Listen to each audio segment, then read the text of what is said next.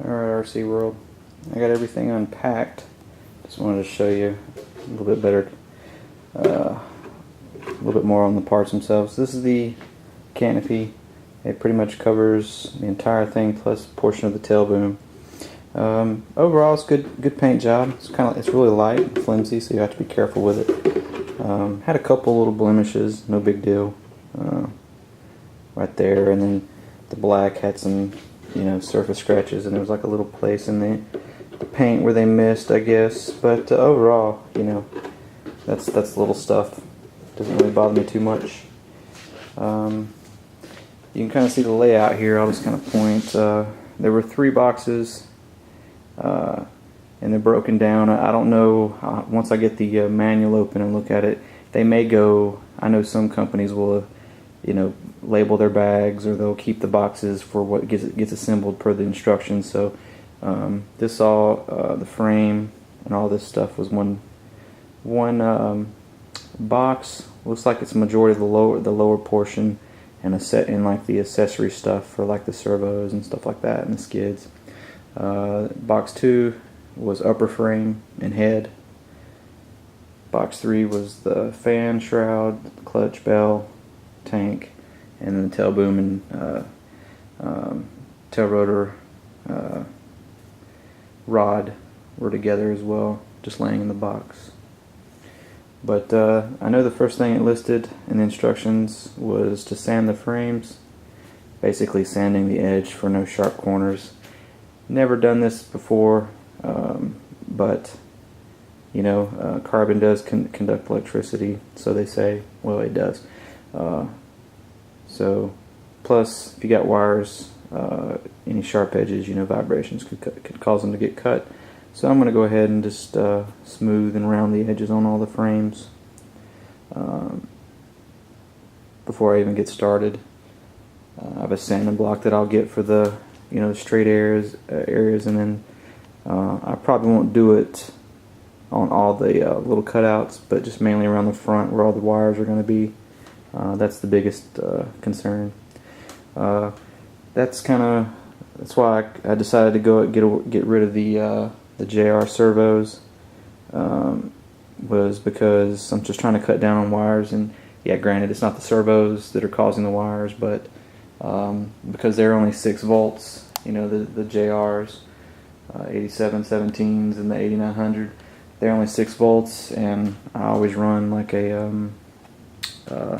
LiPo, 7.4 volt LiPo, so they couldn't handle it. So I ran a one of these. I don't know if they're still in business or not, but I think they are. These guys, I think, were based out of Florida. Perfect regulators. This is great. I've ran it. I've had this one for a while. I stopped selling electronics and just sold frames and kept my electronics up until now. But you can plug a LiPo, or you can plug a regular battery in. The Deans are the typical Futaba, and what you do is you plug the servos into this, and then this into the receiver, regulates it. You can adjust it from whatever voltage you wanted, and there's an actual switch on it. But I'm going to try to do away with this. Run a battery, 7.4 volt straight to my receiver, which is high voltage. The Futaba 750, it's high voltage as well. So I had to get new servos, so I went with the newest and greatest S-Bus Futaba servos. It's like a 56 something 56 is the tail servo, and the 7.4s, I can't remember exactly, but the servos are a high voltage S-Bus. They should be here in a couple of days. The tail rotor servo, I'm not sure. I got it new from a guy on RC Universe, so hopefully he'll ship it out soon. But if need be, I can use those servos just to kind of set things up and then pull them back out when the other ones get here. But that's about it so far. I'm going to get my Surface, download the manual, and get to work. Looks like it should be a fairly quick build. This one I have more parts than most because the belt drive That's kind of a big thing this day and age, is a low part count. That was a good thing about the Whiplash. It was an extremely quick build because of the low part count. Hopefully they may come out with a torque tube.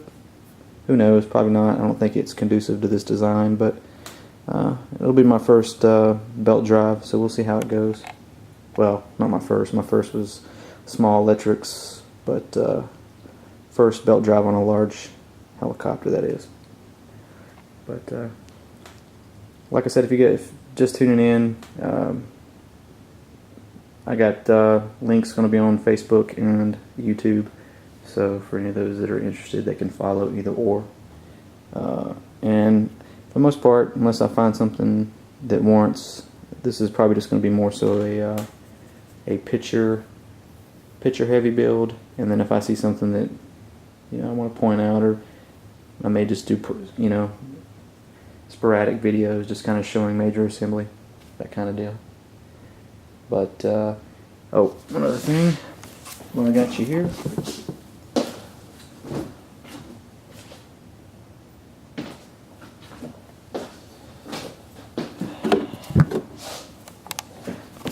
some people think Nitro is kind of a lost art, or dying out, but I'm still a fan. So this was in the Whiplash, the line 91H tip. Basically, it's a OS with the line's name on it.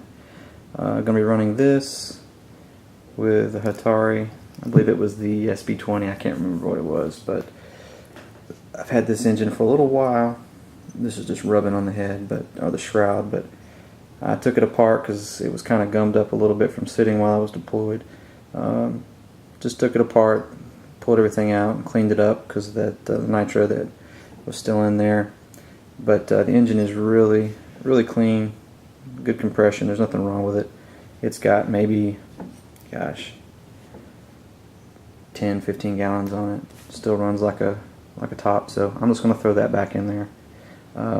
Hopefully it's a light helicopter. I know everybody's running with the OS 105s, but with the jets and stuff, I'm just not into dropping $500+ just for the motor, and then you still gotta get a muffler. So we'll see.